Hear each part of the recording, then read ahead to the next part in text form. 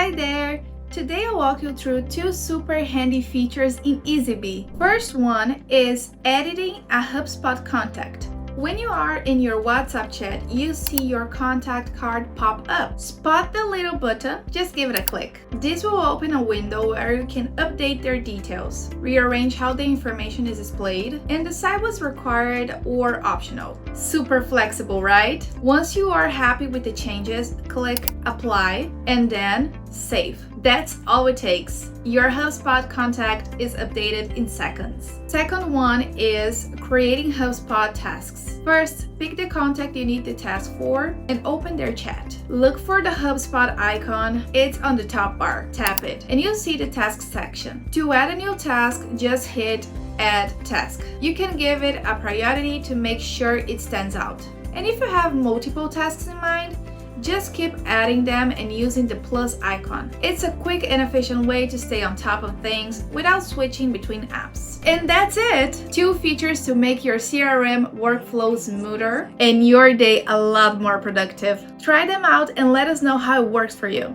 See you next time!